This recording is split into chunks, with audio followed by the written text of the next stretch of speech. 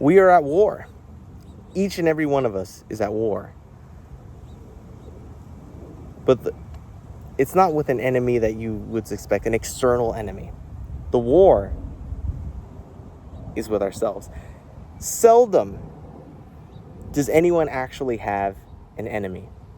I've worked with a lot of people, and they can't tell me a specific person they can point to and say, that is my nemesis. That person is out to get me. No. More often than not, the person out to get us is the person looking at in ourselves in the mirror. It's us. We get on our own way more than anyone else. We start a goal. We say, hey, I'm going to get in shape this year. And guess what? You're the one taking you to the drive-thru and going to get like, oh, you know what? Sounds good, a Big Mac. It's you. You're the one doing it. No one's forcing you at gunpoint.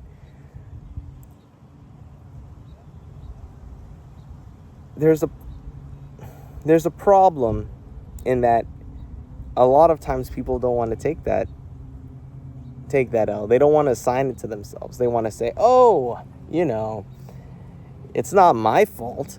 It's XYZ. The world is fucked up. This and that. And I'm like, look, man, the world is what it is. It's never been perfect. It will never be perfect as long as we exist. So to blame it on the imperfections, the inherent imperfections that exist, is foolishness. Just look at yourself. Just be willing to accept that you fucked up.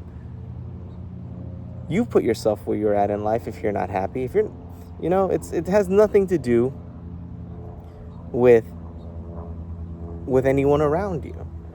If someone betrayed you and put you in a spot that you don't like, it's your fault. You allowed it to happen. You made yourself vulnerable. It's much more prudent to think that way than to say it's someone else's fault. Always take responsibility, even if it seems ludicrous to accept it. Like the person saying, hey, they stabbed me in the back. Well, why'd you let them get in a position where they could hurt you that way? And you could be like, oh, that's so rude. It's like, you got to give people grace. Look, you're going to feel better this way. It might seem a little bit harsh to say everything is your fault. But you know what the best part about everything being your fault is? If it's your fault you got there, you can also get yourself out of there. And so this expression of agency, this expression of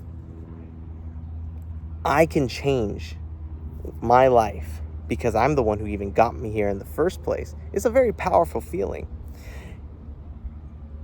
So besides responsibility, this never-ending war on ourselves comes up in another regard, and that is in control of ourselves. We take responsibility and we must take control. And for some people, this will be more easy. This will be easier. And for others, this is going to be more difficult, because part of taking control is having our emotions in check, not flying off the handles when things go wrong, being able to calmly assess and be like, hey, this is what we're going to do. Now, people think emotional control is the same as it's a suppressing. It is not a suppression of emotion.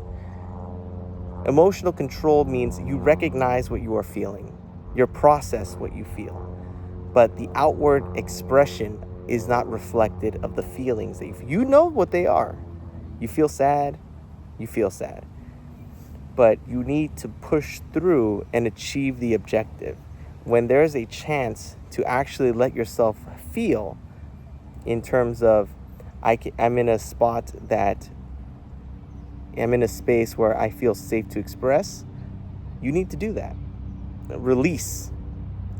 But to just release at the drop of a hat, to let yourself feelings, your entire spectrum of feelings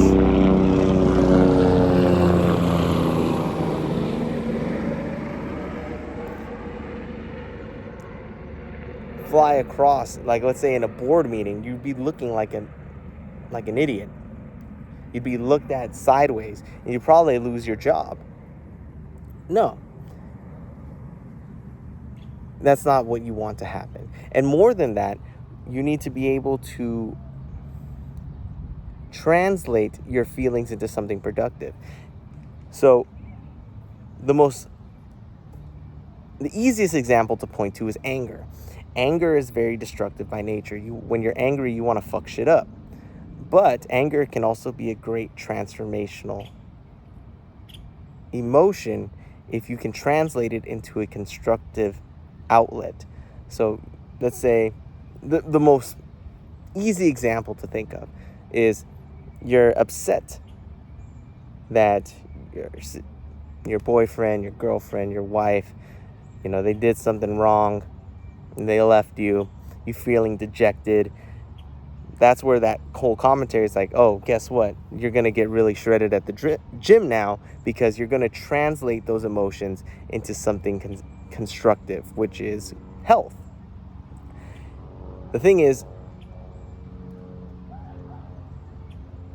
there are going to be other instances that happen that you need to be able to translate into other modes of productivity, such as learning, such as developing a new skill, putting yourself out there in that regard. And so when we look at the war on ourselves on two fronts. One, personal responsibility, accountability. Everything is your fault. Everything in life is your fault. Anything that you don't like that you currently are dealing with, your fault. Don't blame anyone else. Don't look for excuses. Don't say it's your boss's fault. No, it is yours. 100%, you fix it. That's the beauty of it. You got yourself here, you can take yourself out of there. The second part is mastering your emotional responses. Mastering, hey, I might be feeling upset, but I'm not going to let that appear. You're not going to let that leak out into your behavior, into your facial expressions.